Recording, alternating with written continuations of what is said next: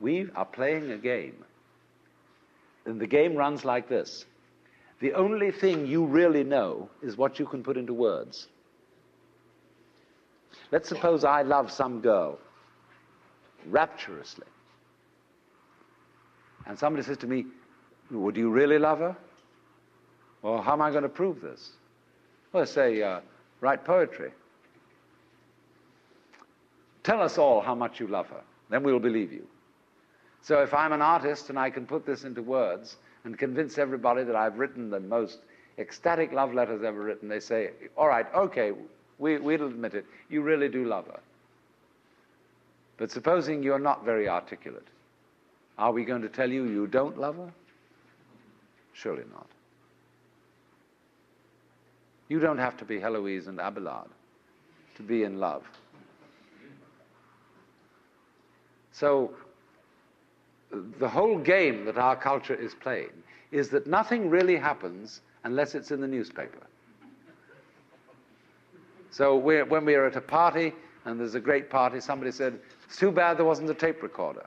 And so our children begin to feel that they don't exist authentically unless they get their names in the papers. And the fastest way of getting your name in the papers is to commit a crime. And then you'll be photographed, then you'll appear in court, then everybody will notice you. It really happened if it was recorded. In other words, if you shout and there doesn't come back an echo, it didn't happen. Well, that's a real hang-up.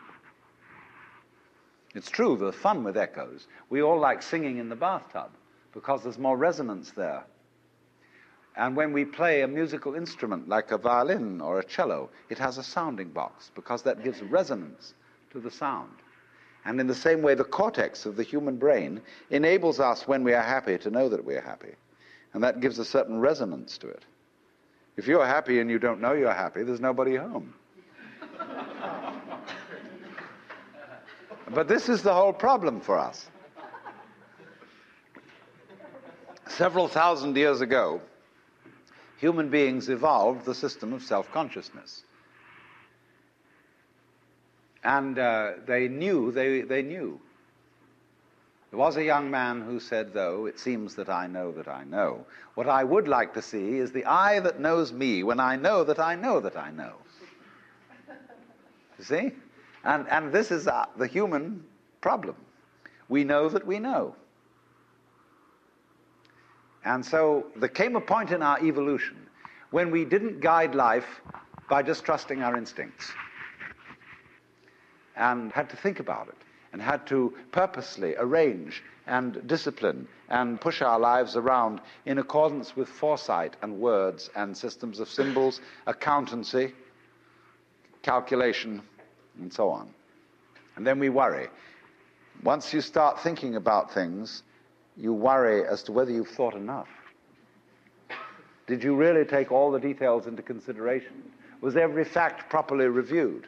And by Jove, the more you think about it, the more you realize that you really couldn't take everything into consideration, because all the variables in any human decision are incalculable. So you get anxiety. And this, though, also, this is the price you pay for knowing that you know, for being able to think about thinking, to feel about feeling.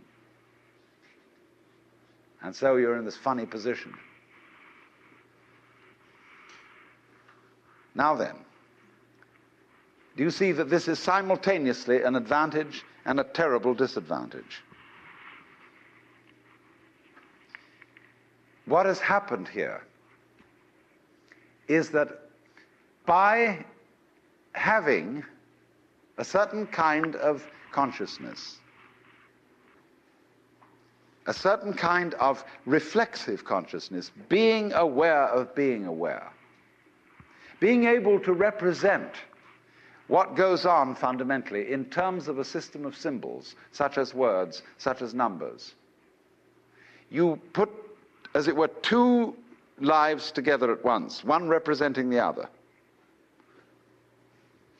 The symbols representing the reality, the money representing the wealth.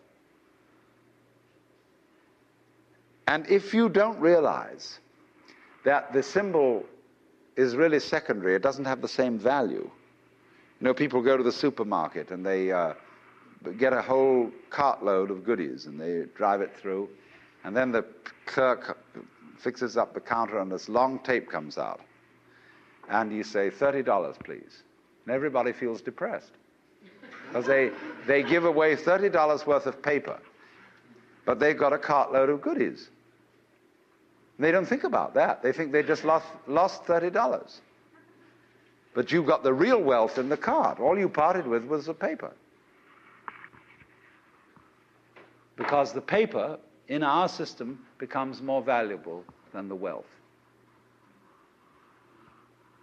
It represents power, potentiality, whereas the wealth, you think, oh, well, that's just necessary. You've got to eat. Well, I mean, that's to be really mixed up.